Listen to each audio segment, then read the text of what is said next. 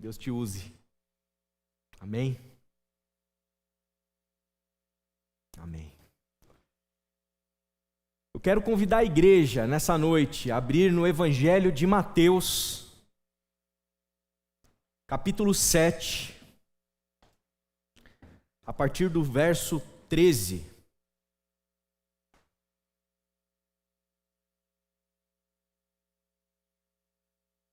Mateus capítulo 7, a partir do verso 13. Assim diz o Evangelho: Entrem pela porta estreita, pois larga é a porta e amplo o caminho que leva à perdição, e são muitos os que entram por ela. Como é estreita a porta, e apertado o caminho que leva à vida, são poucos os que a encontram. Cuidado com os falsos profetas. Eles vêm a vocês vestidos de peles de ovelhas, mas por dentro são lobos devoradores. Vocês reconhecerão por seus frutos. Pode alguém colher uvas de um espinheiro ou figos de ervas daninhas? Semelhantemente, toda árvore boa dá frutos bons, mas a árvore ruim dá frutos ruins. A árvore boa não pode dar frutos ruins, nem a árvore ruim pode dar frutos bons. Toda árvore que não produz bons frutos é cortada e lançada ao fogo. Assim, pelos seus frutos, vocês os reconhecerão. Nem todo aquele que me diz, Senhor, Senhor, entrará no reino dos céus, mas apenas aquele que faz a vontade de meu Pai que está nos céus. Muitos me dirão naquele dia, Senhor, Senhor, não profetizamos em teu nome? Em teu nome não expulsamos demônios? E não realizamos muitos milagres? E então eu lhes direi claramente, nunca os conheci. Afastem-se de mim, vocês que praticam o mal. Vamos orar mais uma vez. Pai de amor, obrigado por esse tempo, Senhor. Obrigado por esse momento. Obrigado, Deus querido, pela oportunidade que nós temos aqui mais uma vez de nos rendermos diante de Ti e humildemente clamarmos pelo Teu Espírito Santo, para que Ele venha nos iluminar, para que nós compreendamos as Escrituras. Ilumina a minha mente, a mente de todos os irmãos, irmãs, convidados, visitantes, aqueles que nos assistem pela internet, que estão aqui conosco, que possamos discernir a Tua palavra. É o que nós humildemente te pedimos em nome de Cristo Jesus. Amém, amém e amém. Vocês sabem que existem pregações que marcam a nossa vida. Existem mensagens que a gente escuta, que a gente depois de anos é capaz de recordar a ilustração do pastor. E eu me lembro de uma que ficou marcada no meu coração, meus pais estão aqui nessa noite, com certeza vão se lembrar também. Se não me falha a memória, foi no dia do batizado da Aline. Uma mensagem pregada pelo pastor Kurt, pastor que a batizou, e uma mensagem que ele usou, uma ilustração que a gente não esqueceu. Ele falava na ocasião a respeito daqueles caminhoneiros, Adilson e Eli vão saber do que eu estou falando. Aqueles caminhoneiros que colocam aquelas faixas, aqueles escritos assim no caminhão. O pai está concordando aqui, lembrou? Jesus é o Senhor. Jesus Cristo. Jesus Cristo salva. Só Jesus. E essas várias frases que a gente vê aí pela rua. E ele falava o seguinte na mensagem dele: que você colocar Jesus Cristo na placa ali do caminhão, você colocar um peixe para mostrar que você é cristão no seu carro, você fazer como eu fiz uma certa vez, eu botei ali um adesivo atrás do meu carro, gigante, escrito, aqui se fala do reino de Deus. Eu coloquei no meu Celtinha que eu tinha. Fazer isso é fácil. Fazer isso é muito fácil. Só você encontrar um lugar bonzinho ali para imprimir, para preparar, para comprar, e você vai e coloca. Colocar Jesus ali é fácil. Agora, colocar Jesus no teu coração é difícil. É difícil. E foi esse o tom da mensagem que ele pregou naquela noite e nós nunca mais esquecemos. E nessa noite a gente lê um texto que deixa claro para a gente algo do Evangelho que nós precisamos considerar. E em especial vocês que se batizaram nessa noite, eu estou falando para vocês aqui que vai ser maravilhoso, que vai ser uma aventura, que vai ser algo que começou hoje e vai terminar lá na frente quando Deus assim quiser voltar ou quando o Senhor nos ressuscitar. Mas eu não posso deixar de falar para vocês também que esse caminho ele é estreito. Ele é estreito. Porque nem todo aquele que diz Senhor, Senhor, entrará no reino dos céus. Porque nem todo aquele que se batiza entrará no reino dos céus. Porque nem todo aquele que se diz crente entrará no reino dos céus. Nem todo aquele que é batista ou baptista entrará no reino dos céus. Nem todos os presbiterianos entrarão no reino dos céus, nem todos os metodistas entrarão no reino dos céus, nem todos os católicos entrarão no reino dos céus, nem todos os evangélicos entrarão no reino dos céus, nem todo que se diz cristão entrará no reino dos céus. Porque como nosso Senhor Jesus deixou muito claro aqui no texto, nem todo aquele que professa, que diz com a boca. Por isso que eu enfatizei para todas elas e para o nosso querido irmão Anderson. É algo que aconteceu no seu coração. No seu coração. E nós cremos pela fé que a profissão de vocês, ela é verdadeira e dá testemunho disso verdadeiro que aconteceu no coração de vocês. E glória a Deus por isso. Agora o texto diz para nós o seguinte, que tem gente que vai chegar, Senhor, Senhor, no teu nome não profetizamos? No teu nome a gente não foi usado com dons espetaculares? A gente não expulsou demônios no seu nome, Senhor? E diz o Senhor que ele vai chegar naquele dia para esses e vai dizer assim, olha, apartai-vos de mim. Cara, eu não conheço você. Eu não sei quem você é. Eu não sei quem você é. Você pode falar do Senhor, Senhor, você pode colocar na placa do caminhão, você pode adesivar, você pode tatuar, você pode vociferar, você pode babar, você pode postar, você pode tuitar, você pode o que for. Apartai-vos de mim, porque não vos conheço. Mas eu te defendi no Face, Senhor. Eu te defendi no Twitter, Senhor. Arrumei briga com a minha família, Senhor. Quebrei o pau com os caras lá em nome de Jesus. Apartai-vos de mim. E por que apartai-vos de mim? E aqui que lê, pulo do gato. Pulo do gato. E aqui que a coisa fica legal. Aqui que a coisa se torna uma aventura nessa caminhada. E o ponto é o seguinte, Jesus diz isso para aqueles que não produzem frutos. E o que significa não produzir frutos? Não produzir frutos significa não fazer a vontade do Pai do Cristo. Significa não imitar Jesus. Não praticar os ensinos de Jesus. E dentro desse mesmo contexto, logo na sequência tem a parábola do prudente e do insensato, nos títulos que vem em cima, que na verdade é a casa construída sobre a areia ou sobre a rocha. Quem constrói a casa sobre a rocha? Aquele que ouve e pratica a palavra de Deus. Aquele que ouve e pratica a palavra de Deus. Esse é o prudente. Esse está firme no caminho. Porque aquele que ouve e não faz nada com o que ouve, esse daí está andando sobre a areia. E um dia vai vir a tempestade e vai tudo ruir, vai tudo para o brejo. Então tem a ver com prática. Tem a ver com dia a dia. Tem a ver com vida. Tem a ver com viver Jesus dentro da gente.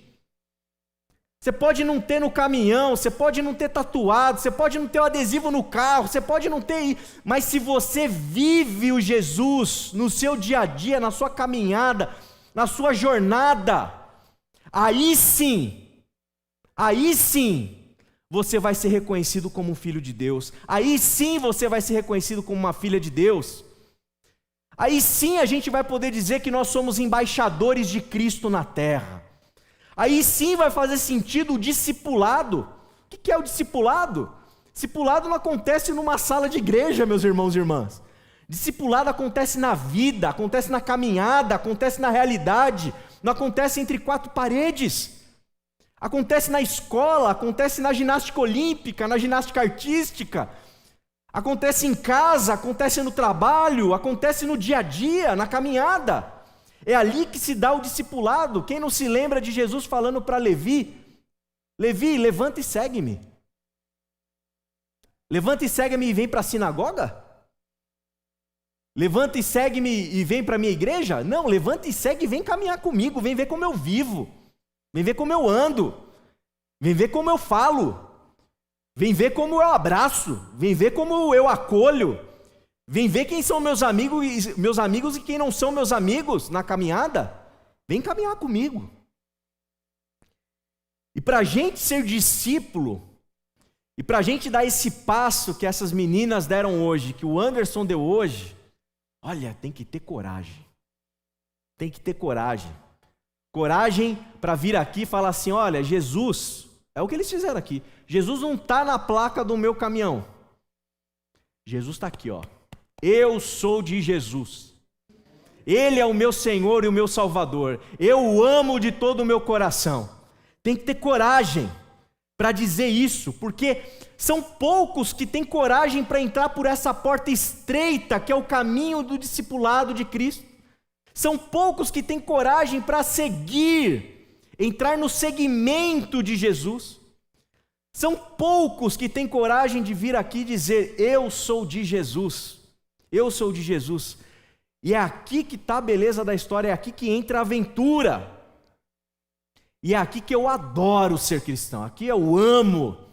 É um privilégio para mim ser pastor e saber que todos vocês que se batizaram hoje estão entrando nessa porta. E eu não tenho dúvida, por mais que o texto pareça assustador, e o é, eu não tenho dúvida que essa porta estreita na qual vocês todos entraram hoje, vocês vão viver os melhores anos da vida de vocês. Vocês vão viver uma aventura do lado de Deus. Vocês vão se perceber embaixadores de Deus aqui na terra. Vocês vão ser representantes de Jesus aqui nessa caminhada. Vocês vão ser pequenos cristos espalhados por onde vocês andarem. A porta estreita é estreita. São poucos que entram ali, são poucos. Vocês vão lutar contra muita gente? Vão. Vocês vão enfrentar dificuldade? Vão. Vai vir uma enxurrada e um mundo de coisas complicadas? Vai. Mas vocês vão ter o sagrado privilégio de ser como Cristo nessa terra. De ser como Cristo nessa terra. E o que é ser como Cristo nessa terra? O que a palavra, o que o Evangelho nos ensina sobre ser esse Cristo? Sobre praticar o ensino de Cristo, o ensino que ele aprendeu do próprio Pai. O que é isso na prática? Eu penso que existem algumas palavras e alguns momentos em que a gente olha para Jesus, vivendo, sendo. Alguns momentos-chave que eu separei para a gente entender quem é Cristo. E qual o papel de vocês que se batizaram hoje, de todos nós que professamos fé no Cristo no mundo? Em primeiro lugar, vocês são responsáveis, nós somos responsáveis por não deixar a chama da esperança se apagar. Todo aquele que professa a fé em Cristo é responsável de, na hora da dor, na hora do sofrimento, na hora da pandemia, na hora do desespero, na hora da angústia, na hora da dor de quem está próximo de nós, nós temos como portadores do Evangelho a oportunidade de praticar este Evangelho, não deixando que a chama da esperança cesse, se apague, diminua. Nós, como discípulos e discípulas de Jesus, temos a oportunidade maravilhosa de colocar em prática aquilo que Cristo aprendeu com o Pai dele, que é dizer para todo aquele que está do nosso lado e dizer para o nosso próprio coração que ainda há esperança.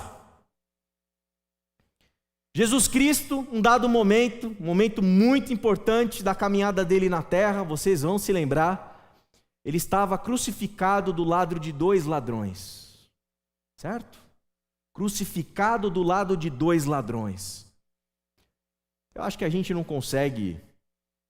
consegue talvez tentar imaginar, mas eu acho que de maneira muito rudimentar, muito limitada, o que significa uma crucificação, o que significa o tamanho daquela dor, o que significa o tamanho daquela humilhação, o que significa aquele constrangimento diante de todo mundo ali, você machucado, ferido, sangrando, as pessoas zombando de você. O nosso Cristo foi crucificado por Roma, em uma artimanha preparada ali pelos chefes do templo. E claro que nós entendemos e compreendemos que ele não foi simplesmente capturado, mas ele se entregou voluntariamente para morrer aquela morte. Mas foi morte, foi dor, foi sofrimento, ele padeceu ali. E nesse momento, é impressionante que nesse momento de dor, diante desses 2 ladrões, a Bíblia Sagrada testemunha para a gente um diálogo. Os caras se falando no meio do processo de crucificação. E um ladrão debocha de Jesus, zomba de Jesus, e o outro diz assim: cara, menos, tá maluco? A gente está aqui porque a gente merece. A gente fez por merecer estar aqui, agora esse aí não. E ele se vira para o Cristo crucificado e diz: quando o Senhor entrar aí no seu reino, lembra-te de mim. E Jesus, naquele momento, ele vira para esse ladrão e diz assim para ele: ainda hoje estarás comigo no paraíso. Ainda hoje estarás comigo no paraíso. Mas, irmãos e irmãs, não é só a gente entender que ele disse isso, é entender que ele disse isso naquele momento de dor, de sofrimento, de aflição, de abalo físico, emocional, existencial. Naquele momento em que tudo cheirava a sangue, a morte, a desespero, o nosso Senhor Jesus nos mostra, através do seu testemunho, que não, ainda há esperança, ainda hoje estarás comigo no paraíso.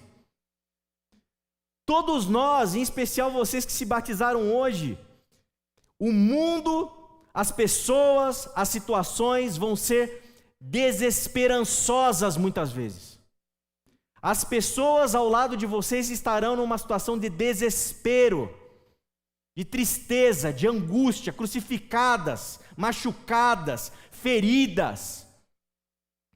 A gente vai enfrentar pandemias, como a que a gente enfrentou.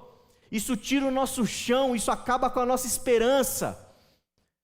E a gente, nessa desesperança por conta dos males da vida, a gente muitas vezes acaba até flertando com um certo ceticismo, pessimismo, diante das mazelas que nos assolam. Entretanto, nós somos chamados para termos esperança, porque o nosso Senhor Jesus é aquele que no meio do cheiro do sangue, no meio da crucificação, Ele promove esperança para aquele ladrão. Que vocês sejam assim, que nós sejamos assim, promotores da esperança no mundo. Promotores da esperança no mundo. Eu não estou falando de um positivismo barato, eu não estou falando de ser otimista, estou falando de esperançar. Ter coragem para esperançar quando os nossos olhos não enxergam nada. Ter coragem para não desistir de esperançar quando a gente vê a desgraça no mundo, a desgraça na sociedade, a desgraça muitas vezes na própria igreja. Coragem para não desistir e continuar esperançando dia após dia, para que todos os ladrões que passem perto de nós e consigam discernir que há esperança no Cristo, que nós possamos estar lá para falar: meu amigo, aguarda, que o paraíso está chegando, para que isso traga alento na alma dos outros. Seja onde você estiver, novamente, em casa, fazendo ginástica, no trabalho, sempre vai ter um ou outro do nosso lado para a gente promover a esperança. E sempre nós vamos precisar nutrir a esperança em nós. Nós precisamos olhar para Cristo e perceber que quando a gente quer praticar o Evangelho na nossa vida, nós não somos só promotores da esperança, nós somos promotores da paz. Somos identificados com Cristo quando nos tornamos pacificadores, bem-aventurados pacificadores. Aqueles que são discípulos daquele que é chamado no Antigo Testamento de príncipe da paz. Príncipe da paz. E aqui também precisa coragem, porque no meio da guerra, no meio da dor, na hora que alguém dá um tapa na sua cara, a vontade é o quê, gente? A vontade a gente sabe qual é. Não é? A vontade é ligar pro Zé lá: Zé, tem um cara aí, vamos pegar ele lá. À vontade. Mas esse não é o caminho de Jesus. Esse não é o caminho do Evangelho. O caminho do Evangelho é quando está todo mundo em guerra e você grita: paz. Quando alguém vem para cima de você, sabe, você entrega uma rosa. Esse é o caminho do Cristo, é quando alguém te bate e você não reage de maneira violenta para poder descontar toda a sua ira, toda a sua raiva, todo o seu ódio naquele que te afligiu. Isso é Evangelho, isso é Jesus, isso é ser crente. Em tempos de guerra, de ódio, de violência, é desafiar essas lógicas violentas. E dizer: não, comigo não vai ser assim. Poderia sim revidar, poderia, mas não vou. Poderia colocar mais lenha na fogueira, sim, mas eu não vou, eu vou apagar a fogueira. Eu vou mediar. Ah, mas vão me taxar de que eu sou do outro lado. Você vai ser taxado do outro lado, depois do outro, depois de isentão, depois disso, depois daquilo. A vida nossa é essa, o caminho é estreito. Você quer ir para o caminho estreito, não quer ser taxado de nada, quer ficar bem com todo mundo? Difícil, não dá. Não dá, porque a gente é o povo da paz. A gente vibra quando há paz, a gente vibra quando promovemos paz. A gente quer paz, porque é isso que nós aprendemos com o nosso Cristo. É isso que Ele nos ensina. No dia em que Ele foi traído, olha o dia, não é qualquer dia, é o dia em que Ele foi traído, em que Judas o encontrou e o beijou como sinal de que ele era a pessoa a ser presa. Ele era Jesus de Nazaré. Naquela noite, naquele dia, Lucas 22:49 nos relata o seguinte: ao verem o que ia acontecer, os que estavam com Jesus lhes disseram: Senhor, atacaremos com espadas? Imagina, você está com o seu mestre, você está com o Senhor Jesus. Os caras estão vindo armados, para pegar o Senhor Jesus e levar ele embora. Primeira reação natural de todo mundo: Senhor, vamos atacar como? Aqui a colocação é interessante, não é se vamos atacar. Não é se vamos, atacaremos com espadas? Se tivesse outras opções ali, provavelmente eles estavam confabulando. Se eles iam com pau, com marreta, o que ia acontecer? Atacaremos com espadas? E aí, em João, no Evangelho de João, a gente tem relatado uma outra ótica dessa mesma história, em que diz que foi Simão Pedro que trazia uma espada, tirou e feriu o servo do sumo sacerdote, decepando a orelha direita. O nome daquele servo era Malco. Pedro tirou a espada e cortou a orelha do camarada, naquele momento. E aí, voltando para o relato lucano, a gente encontra Jesus dizendo assim: Jesus, porém, respondeu: basta, basta. E tocando na orelha do homem, ele o curou. A gente não é do povo que vem armado. A gente não é do povo da espada. A gente não é do povo da guerra. Nós não somos o povo da violência. Nós não somos o povo do ódio. Nós não somos o povo do revide, da vingança. Nós somos o povo da paz. E promover a paz muitas vezes custa caro para os promotores da paz. Vocês que se batizaram hoje, vocês têm esse sagrado privilégio e sagrado ministério, serem promotores da paz no mundo. Isso significa, Letícia, que às vezes na escola vão ter algumas brigas acontecendo ali. Você vai ter oportunidade de, com a sua palavra, com o seu gesto, com a sua maneira de ser, promover paz. Significa, Gi, que na hora que o negócio estiver pegando fogo em casa, você vai ter a oportunidade de contribuir para que a atmosfera do seu lar mude, para que a paz se estabeleça aí. Todos nós, como crentes em Cristo, que queremos praticar o Evangelho, nós somos o povo do basta.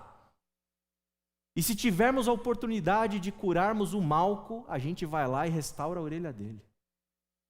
E manda Pedro, a gente tem que mandar o Pedrão que existe em nós, menos Pedro, menos, guarda a espada, guarda a arma, guarda tudo aí. Que é isso? Maluco. Meu reino não é desse mundo. É outra lógica. Além disso, a gente aprende no Evangelho também, com Cristo Jesus, que nós somos promotores e nós desfrutamos e praticamos o Evangelho, sabe quando? Quando nós olhamos para a ordinariedade do dia a dia, para as coisas mais triviais, mais banais, mais corriqueiras, e a gente tem a capacidade de olhar para além daquilo que a gente está vendo. A gente tem a capacidade de olhar através das lentes do Espírito Santo para que a gente encontre transcendência, brilho, beleza naquilo que está acontecendo que parece comum, no dia a dia. O Senhor Jesus, no dia a dia, ensinando o Evangelho, Ele não vinha com uma lousa, desenhando tópicos, passando slides. Ele falava que o reino de Deus é como um tesouro escondido. Olha a beleza dessa poesia de você compreender a palavra de Deus, transformar isso numa linguagem popular, corriqueira, para que essas pessoas possam apreciar aquele mistério. O reino de Deus é como pedras preciosas. O reino de Deus é como uma semente de mostarda. O dia a dia do Cristo é cheio de beleza. Não é um dia chato, não é um dia monótono, não é um dia qualquer, nenhum dia é um dia qualquer para quem caminha com Cristo. Porque todo dia é dia de se sentar na mesa, como nós vamos fazer já já. De se sentar na mesa e comer com pecadores, comer com prostitutas, comer com fariseus, e comer e fazer festa, e conversar sobre o reino, e dividir o reino. A vida daquele que segue a Jesus não pode ser uma vida feia, uma vida chata, uma vida sem graça. É uma vida de quem sabe celebrar, é uma vida de quem sabe sorrir, é uma vida de quem sabe viver de uma maneira tal que a gente contagia quem está em nossa volta. É um caminho estreito por quê? Porque é você celebrar e fazer festa, como eu já preguei aqui outra vez, quando você está com miojo ou quando você está no restaurante gostoso comendo aquela carne suculenta. Todo dia e toda oportunidade e todo momento é um momento para transcender aquilo que a gente vê. Daqui a pouquinho a gente vai sair e minimamente a gente vai fazer assim com a mão, né? Talvez a gente vai arriscar um abracinho assim.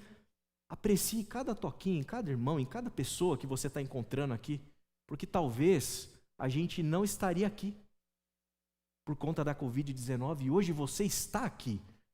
E esse dia, por mais que não foi o seu parente, não foi a sua filha, o seu filho que se batizou, você está aqui. Faça esse dia ser bonito. Faça esse dia ser bonito. Cumprimente as pessoas com seus olhos da melhor maneira que você puder. Celebre esse segundo que você está vivendo da melhor maneira como você puder. Se alegre no teu coração, se encha de gratidão, para que você aprecie a ordinariedade de algo que podia ser comum.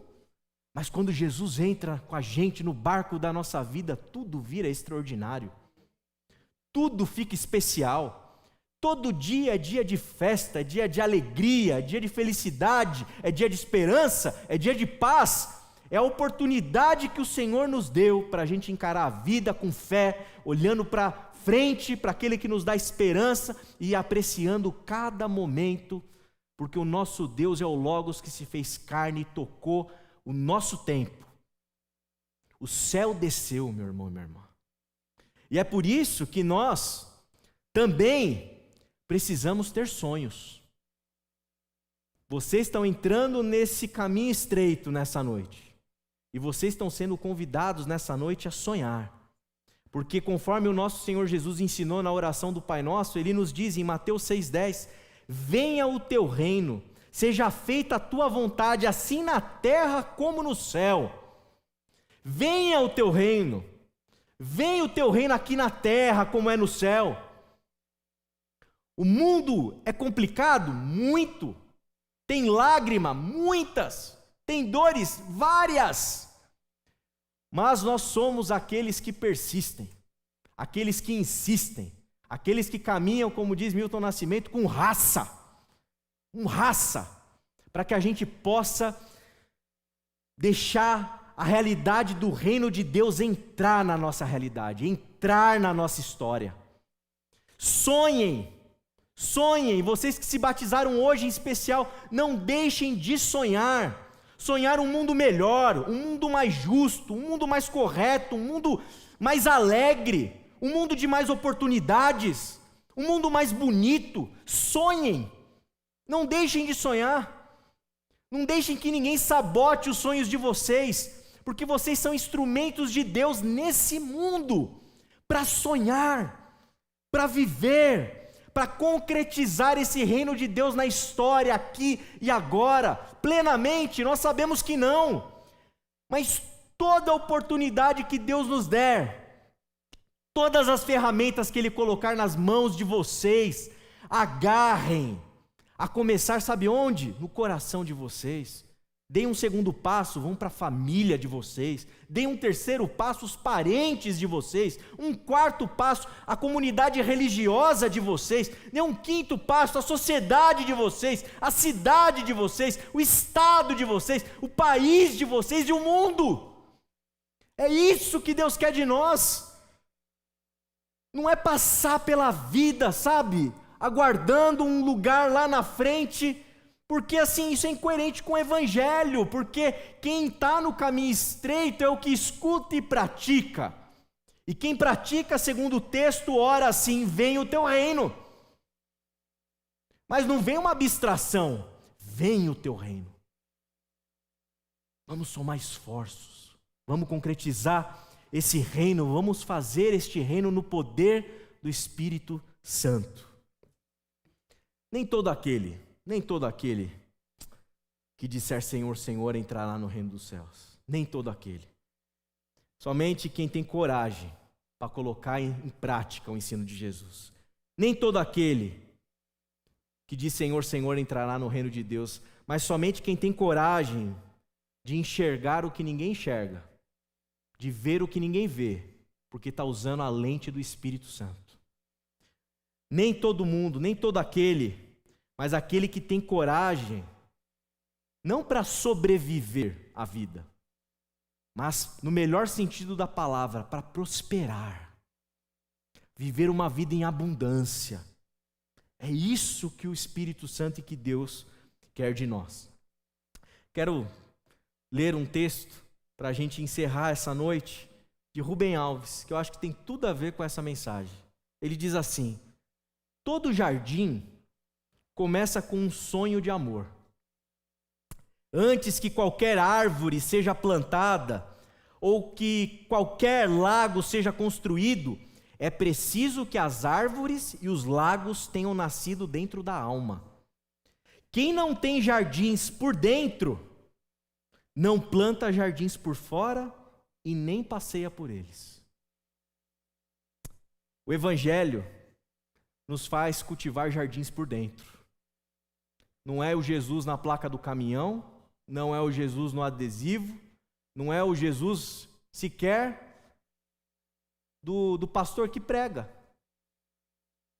Porque aquele que tem coragem para seguir nesse caminho de Cristo, nesse caminho do discipulado de Cristo, nesse caminho que é estreito, nutre esperança, paz, beleza e sonhos dentro da alma, dentro do coração. E uma vez nutrindo isso dentro da gente, nós somos capazes, pelo poder do Espírito Santo, de concretizarmos essa realidade para fora. Coragem, coragem. Esse é o tom da mensagem de hoje para todos nós aqui. Coragem. Entre nesse caminho. Creia contra toda desesperança. Espere. Produza frutos. Faça acontecer o Evangelho no seu dia a dia. Pratique os ensinos do Senhor Jesus no seu coração. Viva a realidade do Evangelho no seu dia a dia, meu irmão e minha irmã. Tenha Ele dentro de você. Amém? Te convido a baixar sua cabeça nesse momento.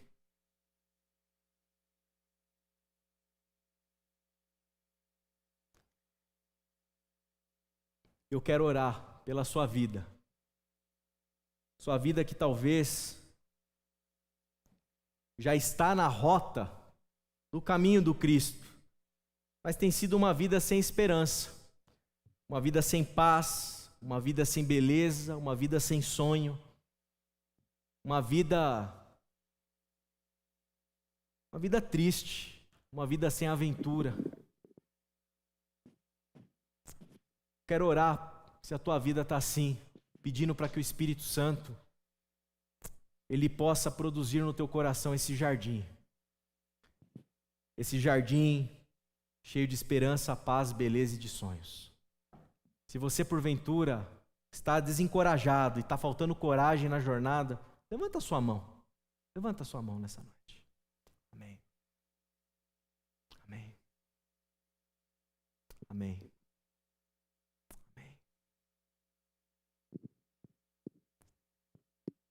Quero orar, quero interceder, pedir para que o vigor do Evangelho, a beleza do Evangelho, o poder do Evangelho, para que o Espírito Santo faça uma obra na sua vida, nessa noite, para que você possa ser um embaixador de Cristo Jesus nessa terra, para que o mundo saiba que Cristo vive em ti. Pai de amor, obrigado por essa mensagem, obrigado por esse tempo. Eu quero interceder por aqueles que levantaram as mãos. Que a tua graça, o teu poder, o teu amor, Senhor, os alcance. Revigora esses corações, revigora essas almas. Traz para elas, para eles, serenidade, a tua paz. Ajusta o que tem que ser ajustado, Senhor. Todos eles escutem a tua voz, a tua doce voz, e que o Senhor possa fazer uma obra nesses corações, para que a tua coragem possua essas vidas, para que elas glorifiquem o teu santo nome no dia a dia. Obrigado, Senhor, obrigado por esse tempo, nós oramos gratos a ti.